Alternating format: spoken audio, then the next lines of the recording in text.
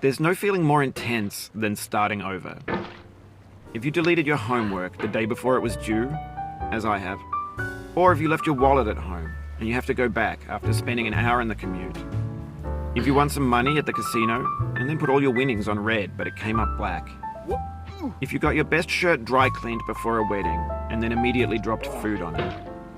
If you won an argument with a friend and then later discovered that they just returned to their original view. Starting over is harder than starting up. If you're not ready for that, like if you've already had a bad day, then what you're about to go through might be too much. Feel free to go away and come back. I'll be here. Alright, thanks for coming with me on this trip. I'll understand if you have to take a break at any point. Just find a safe place to stop and quit the game. And don't worry, I'll save your progress, always. Even your mistakes. This game is a homage to a free game that came out in 2002, titled Sexy Hiking. The author of that game was Jazuo, a mysterious Czech designer who was known at the time as the father of B games. And B games are rough assemblages of found objects. Designers slap them together very quickly and freely, and they're often too rough and unfriendly to gain much of a following. They're built more for the joy of building them than as polished products. In a certain way, Sexy Hiking is the perfect embodiment of a B game. It's built almost entirely out of found and recycled parts, and it's one of the most unusual and unfriendly games of its time. In it, your task is simply to drag yourself up a mountain with a hammer. And that act of climbing, in the digital world or in real life, has certain essential properties that give the game its flavor. No amount of forward progress is guaranteed. Some cliffs are too sheer or too slippery.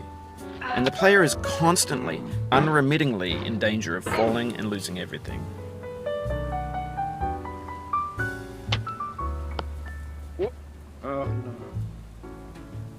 Anyway, when you start Sexy Hiking, you're standing next to this dead tree that blocks the way to the entire rest of the game. It might take you an hour to get over that tree, and a lot of people never got past it. You prod and you poke at it, exploring the limits of your reach and your strength, trying to find a way up and over. And there's a sense of truth in that lack of compromise. Most obstacles in video game worlds are fake. You can be completely confident in your ability to get through them once you have the correct method or the correct equipment or just by spending enough time. In that sense, every pixelated obstacle in Sexy Hiking is real.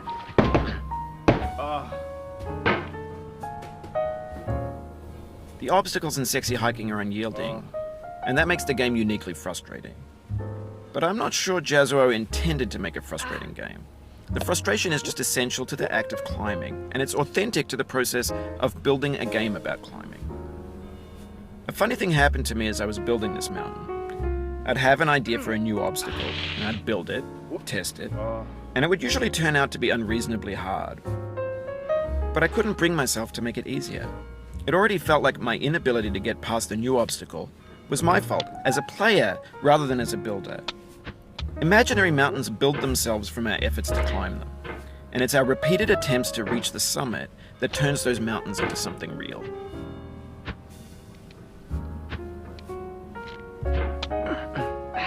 When you're building a video game world, you're building with ideas, and that can be like working with quickset cement.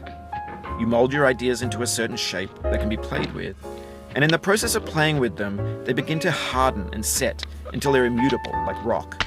And at that point, you can't change the world, not without breaking it into pieces and starting fresh with new ideas. For years now, people have been predicting that games would soon be made out of prefabricated objects, bought in a store and assembled into a world. And for the most part, that hasn't happened, because the objects in the stores are trash. I don't mean they look bad or that they're badly made, although a lot of them are. I mean they're trash in the way that food becomes trash as soon as you put it in the sink. Things are made to be consumed and used in a certain context, and once the moment is gone, they transform into garbage. In the context of technology, those moments pass by in seconds.